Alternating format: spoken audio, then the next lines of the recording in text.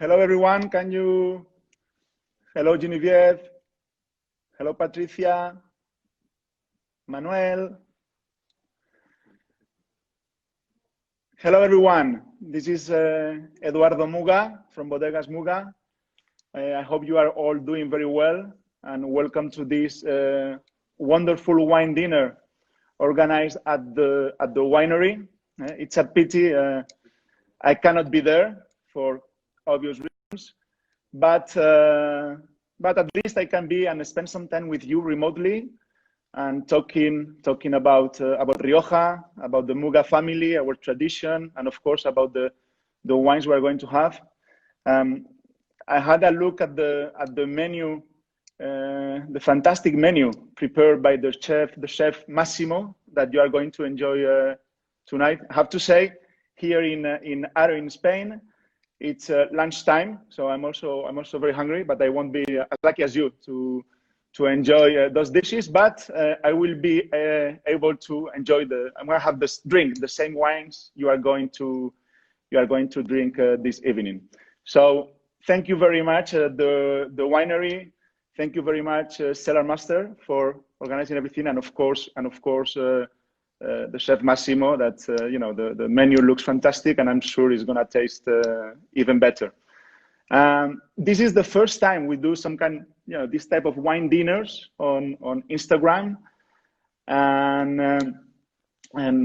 also we're gonna do something that it's very very new for us. That the plan I have is we're gonna talk a little bit about Rioja family, the wines, but also after that, after a few words about that.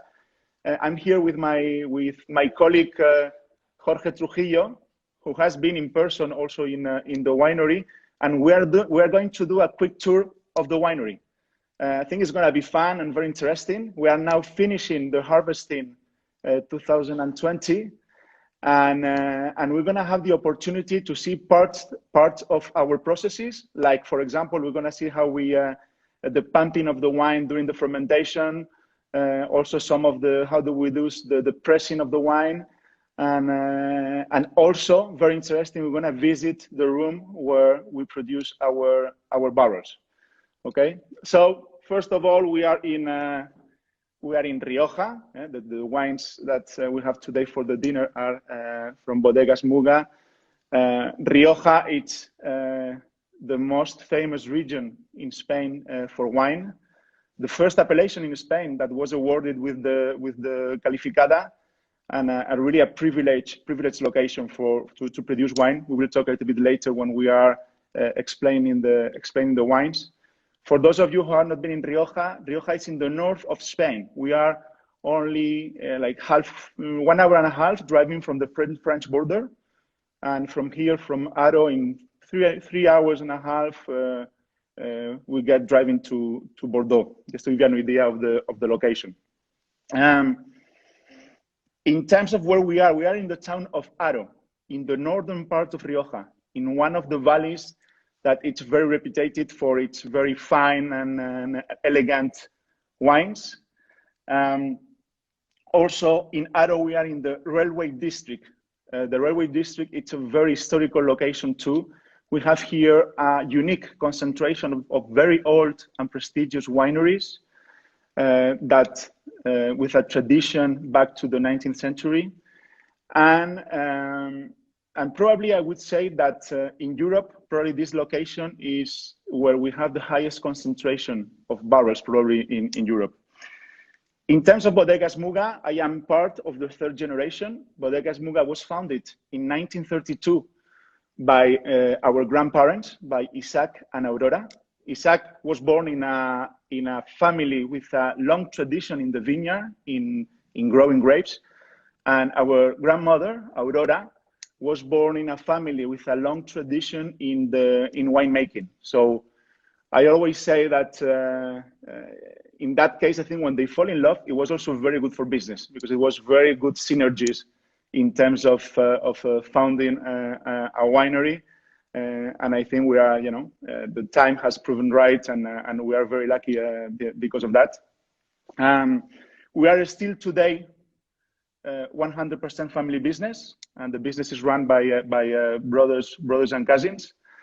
I think during this chat with you, I think I'm going to mention several times the fact that family, I think it's very important, and especially in this business, because having a long-term vision allows you to make long-term decisions. Sometimes you have to be patient. Sometimes you have to sacrifice quantity in favor of quality. And that being part of a long tradition, of a family tradition where you have the same common vision, common goal, and philosophy, I think that's very important. Muga, Bodegas Muga as a brand is one of the most prestigious brands in Rioja. We have a great reputation for the quality of our wines, and also we are very recognized for our traditional winemaking methods. We like to maintain, because we think it's good for the quality of the wine, for the end result of the wine. We like to maintain traditional winemaking methods. Some of those methods or processes we are going to be able to, in some minutes, to have a walk in the winery and have a look at those processes. For example, we have everything we do. We have everything in oak, also the fermentation, the storage. We have our own barrel making facilities, which is quite unique. We have a team of 3 people led by a master cooper who are responsible for not only for making the barrels, but also for maintaining and building oak vats in-house. That's very critical. Also, other traditional winemaking methods, we still like to rack the wine in our barrels during the aging by gravity. We also find our red wines with fresh egg white. So there is a series of traditional winemaking methods that we like to maintain because we think they are good. Having said that, we do not hesitate to use also modern technology when we think it's good for the quality. And one example, now that we are finishing the harvest, one example is that we use a very sophisticated machine that use an optical recognition system to select only the best grapes, and that's a very modern technology, and we have invested a lot in those type of technology, and also in other technologies in the vineyard. The wines, okay, we are going to taste today. Let me move this to where we have Rioja. It's very well, it's better known for and popular for reds. And today we are going to have 2 reds, our Muga Reserva and our Prado Enea Grand Reserva. I think those are very good examples of 2 reds, very iconic wines for us.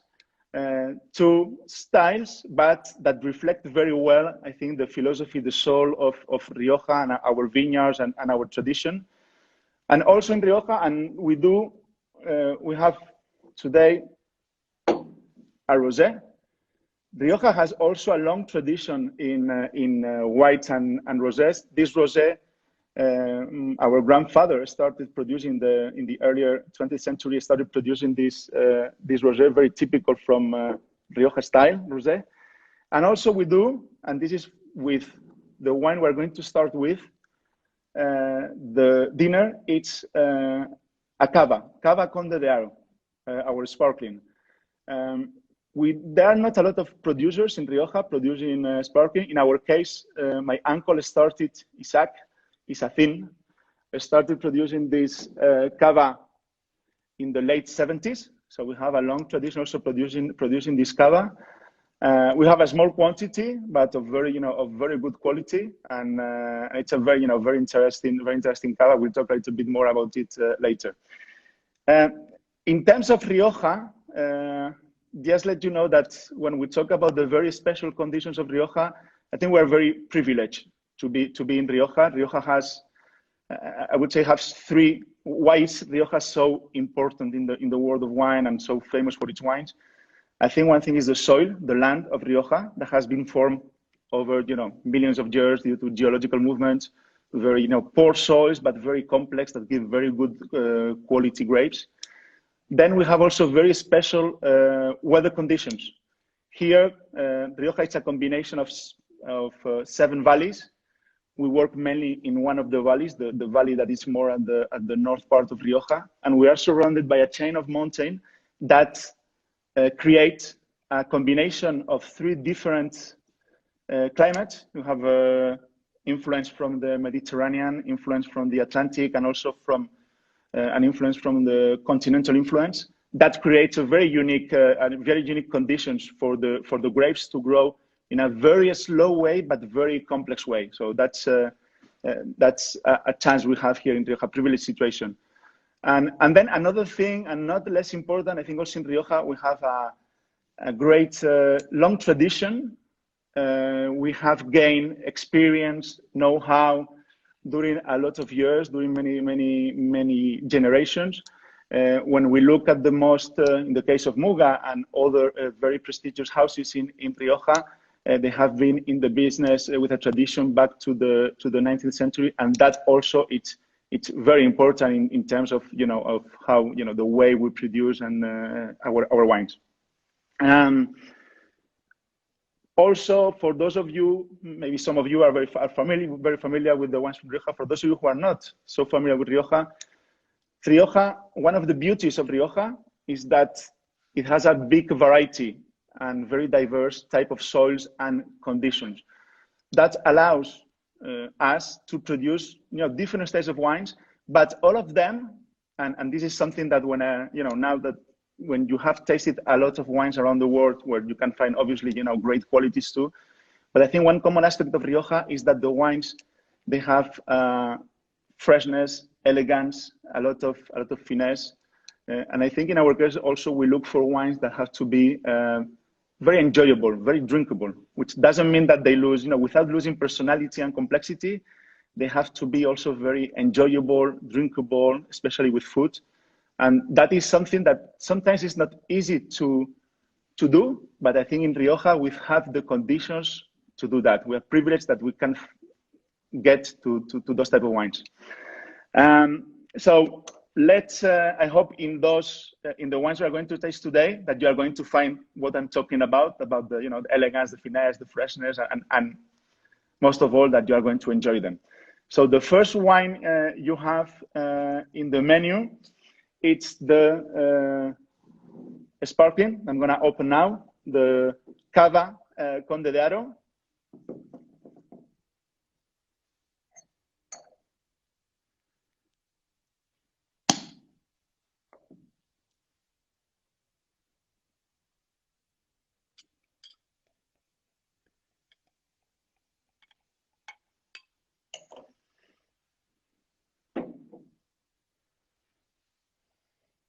Okay, so I was saying before that yeah, we produce a small amount of very good quality cava.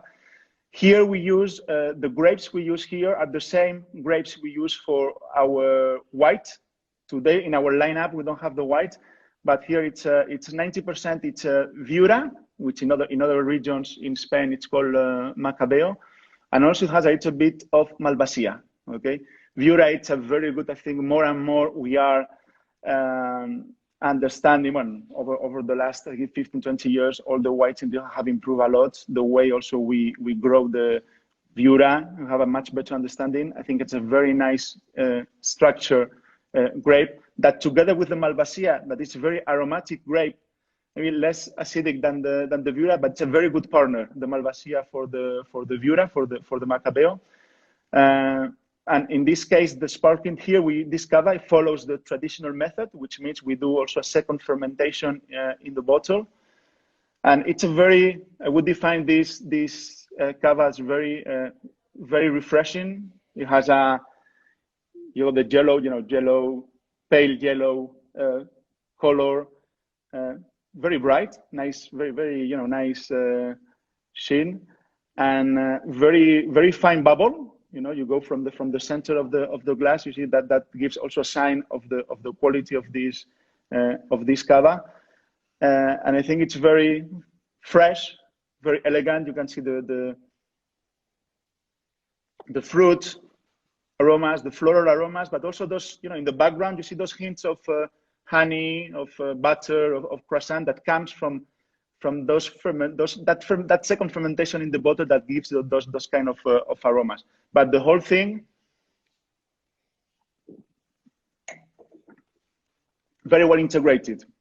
So you have the fruit, the floral aromas, the fermentative notes, but all of it in the mouth, it's very well integrated. So rich, complex, but very fresh.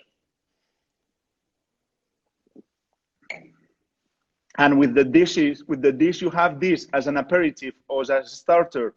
And with the dish you are having prepared by Massimo, I think that pairs and combines perfectly.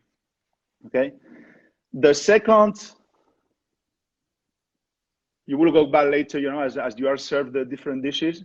The second wine you have in the list is the rosé. As I was telling you, I'm gonna put it here.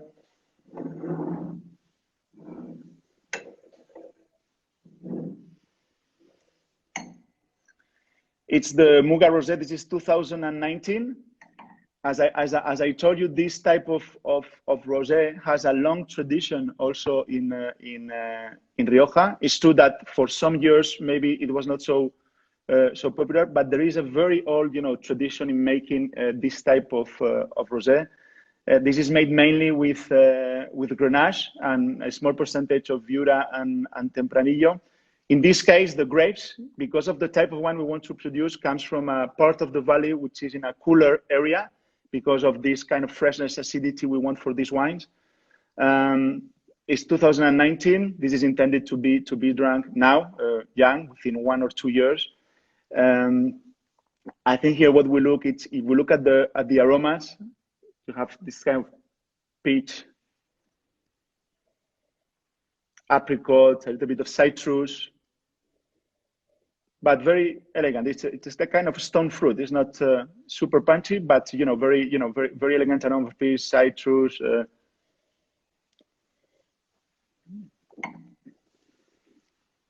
And then in the mouth, it goes back also a little bit of strawberry too, but very balanced, very fresh. And I think also the touch, I like very much in these wines that very precise acidity that makes also this as an aperitif, but also to have it with today you have it with some tuna, but also with some rices or some starters that goes very well. This type of rosé.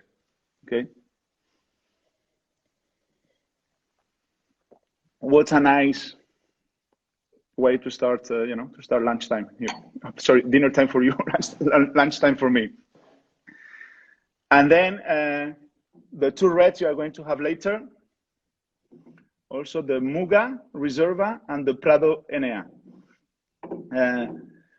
Muga Reserva for us is like the wine we make every year.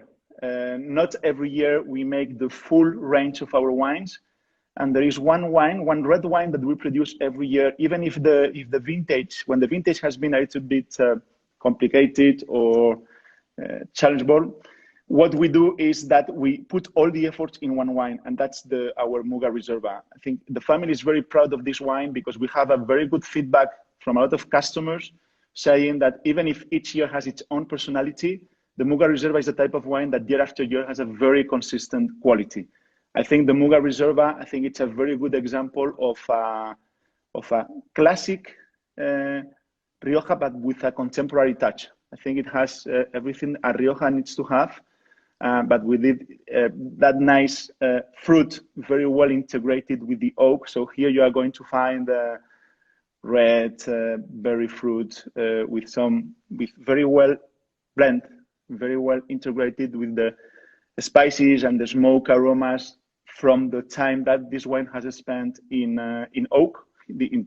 For this wine, it has spent 2 years in oak barrels. We use for this wine French and American barrels, and the grapes, important. All our reds, the base grape, it's Tempranillo. Tempranillo is the most popular grape you find in Spain. A lot of research studies say the origin is from Rioja. It's a very elegant grape. It's a grape that it's very good for wines you want to age, and with a good structure. It's a perfect grape, and in Rioja there is a tradition of blending the Tempranillo, which is going to be always the majority of the grape in the wine, from 70 to 80% in our case, with Garnacha, Mazuelo, and Graciano, also local grapes. We are big defenders of using local grapes. We think the grapes that have been growing in our land, in our soil, are the ones that are better adapted to our conditions, and also not only because, of course, the quality they give for the wines we want, and also they give you differentiation and personality in your wines when you have to compare to other regions. So we are big defenders and big lovers of the Tempranillo. I'm talking a lot, and I want to taste a little bit the.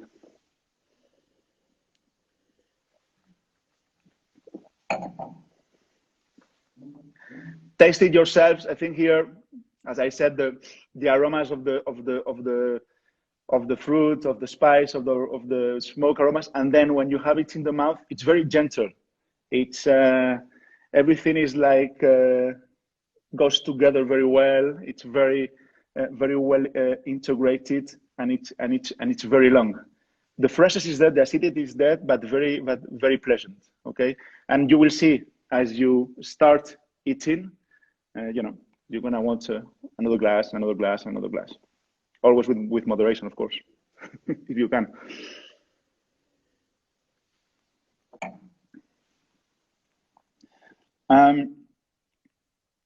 The next one, probably the most, for me personally, is probably the most iconic wine we have in terms of its personality.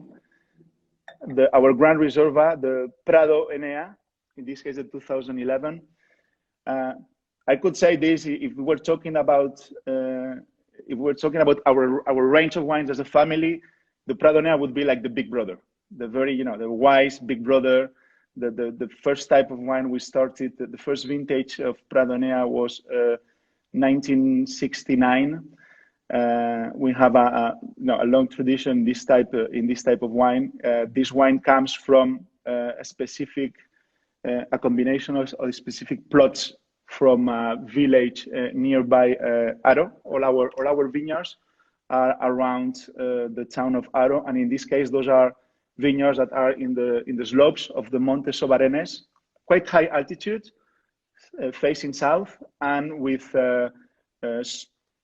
at least 45 to 50 years old vineyards, and with not a lot of production in terms of kilos per hectare, but with a very good concentration.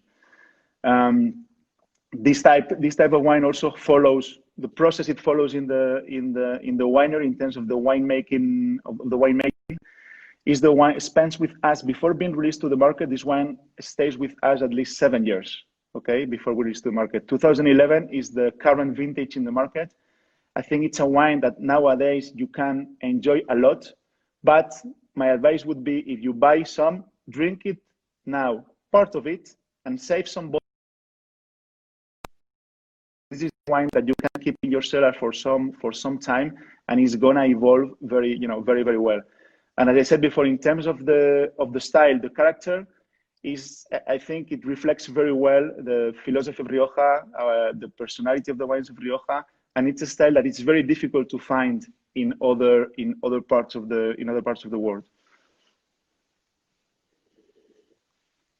The aromas, as I said, this is like a I would say a teenager or a young adult, but it's already showing, in terms of the aroma. Here you have a lot of complexity, and as you leave it on the glass, you will see all these red and blackberry fruit, all the herbs, forest herbs, some a little bit of young leather aromas, and very interesting and well integrated aromas.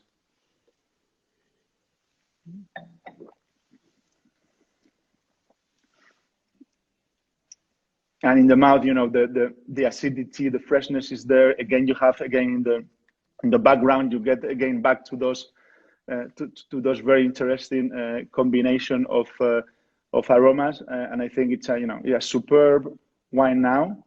But I hope we'll have the chance in person there to also to drink some of the in the future recent vintages Prado Enea, and also some old vintages that. Would be very interesting to do those type of tastings. So this is a little bit what you are going to drink tonight with the fantastic menu prepared by the chef Massimo. And now, together with my colleague Jorge Trujillo, we are going to try. So please, if all the connections are not, if at some point there's some problem with the connection, please bear with us, because we are going to start now doing a walk in the winery.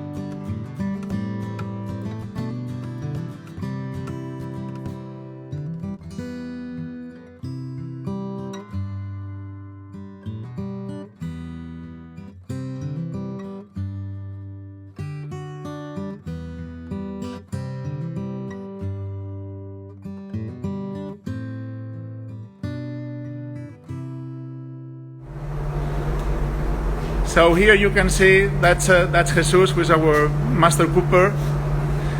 And in this room is where we are going to produce the barrel we use for aging the wines.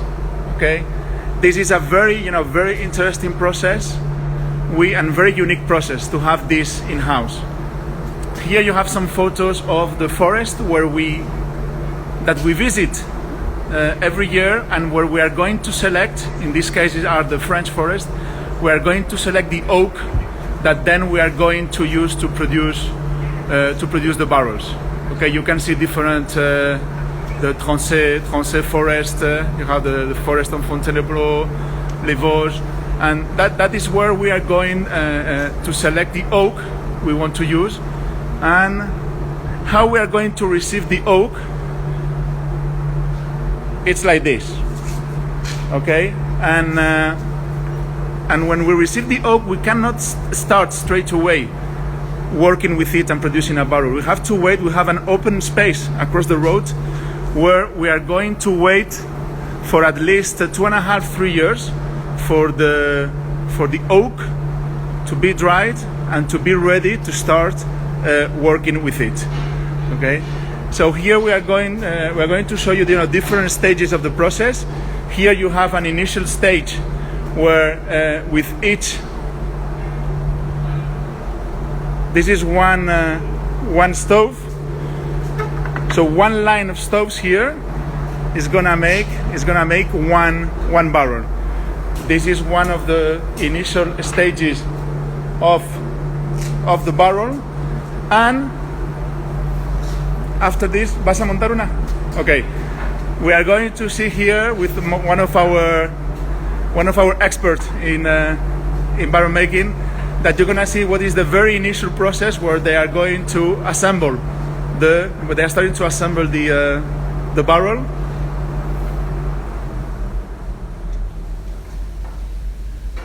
Sorry for the noise, but it's quite we have a lot of things going on also here. Very busy period here also in the barrel making facilities. Okay.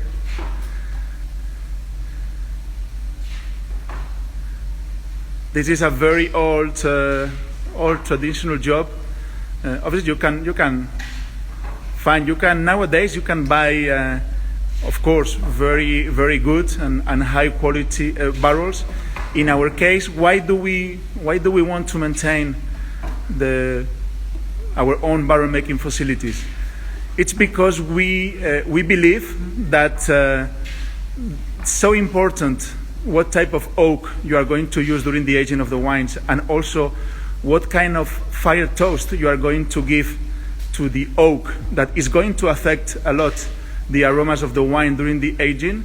And from our experience, the close communication we have between the barrel making and the winemaker, that allows us, depending on the year, depending on the weather conditions, depending on the wine you want to make, you are going to have a close communication, and all the process of the barrel, type of oak you want to use, the fire toast you want to give, that is going to affect also the precision you are looking for in the wine. You know, that's the reason why we want to keep making the barrels ourselves. Okay, so there you are seeing, you know, the very first step of producing the barrel here in house, because the other very first step, as I was showing you, was in the forest. Those oak trees, some of them, they are more than 200 years old. Okay, so that's, you know, this is I think before when I was talking to you about this the wine business, I think you need a lot of patience, a lot of time, and I think the business of the oak trees and producing barrels it's a very good example. So that's the first step, and then there would be more an intermediate stage of producing the barrel.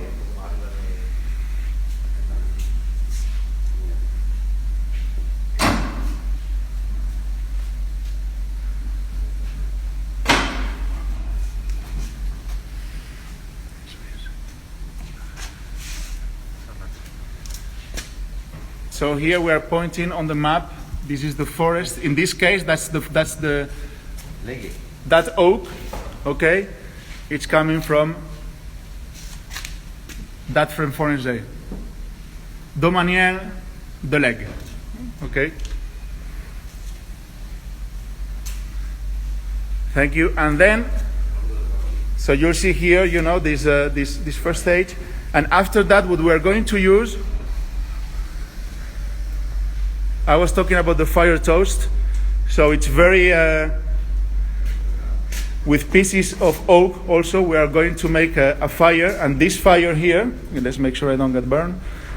And this fire here, that's going to help in terms of the flexibility of the oak and in working with the oak, and also it's going to start giving that fire toast that I was telling you that is going to be very critical and is going to affect also the aromas.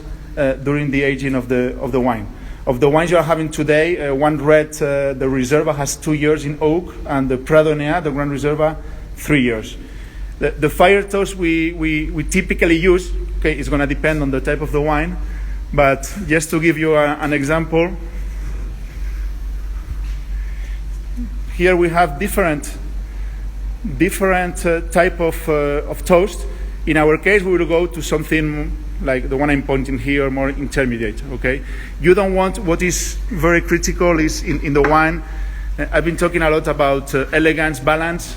In the wine, you don't want the oak aromas to be overimposed on the fruit.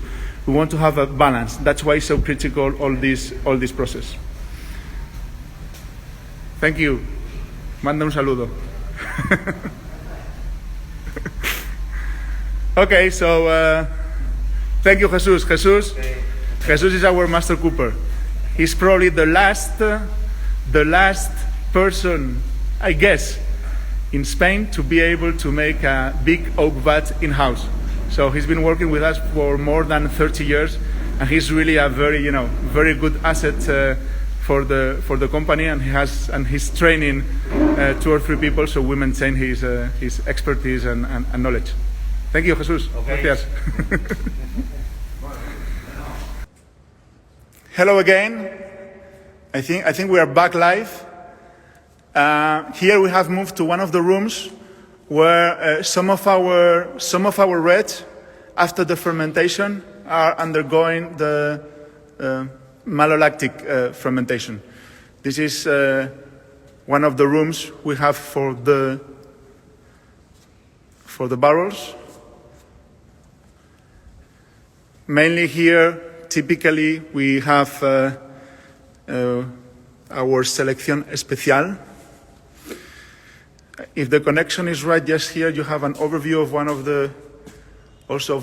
the rooms with the oak vats, all of them done in-house, okay? That they are waiting, some of them waiting to be filled with the wine of this year. As you see, different, as I was mentioning before, different sizes of oak vats, so we can adapt very well to the different sizes of different plots of vineyard. So that allows us to make independent vinifications and be more precise in the type of wine and type of blends we want to make. Let's keep walking here. Hopefully we will be still connected.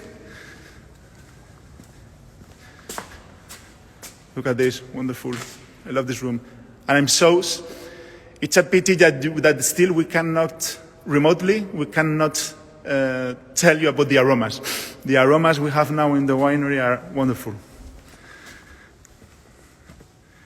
Okay, and here we go into another room of barrels. Here typically we keep aging our Grand Reservas, our Prado Eneas.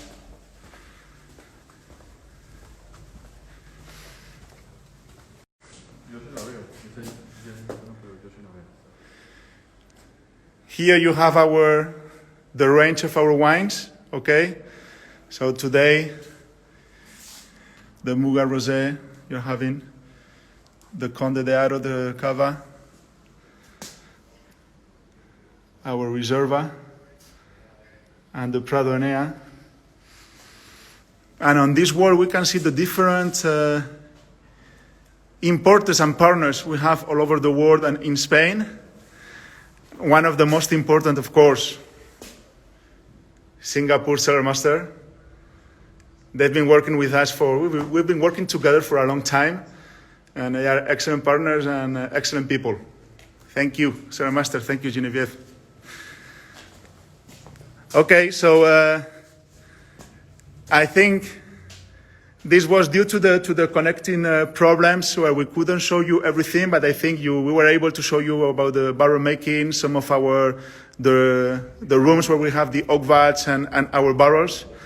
And what I know we are quite far away and that the situation now is not good to travel, but I really suggest you, and I really that at some point you need to come to Rioja and to Aro and visit us.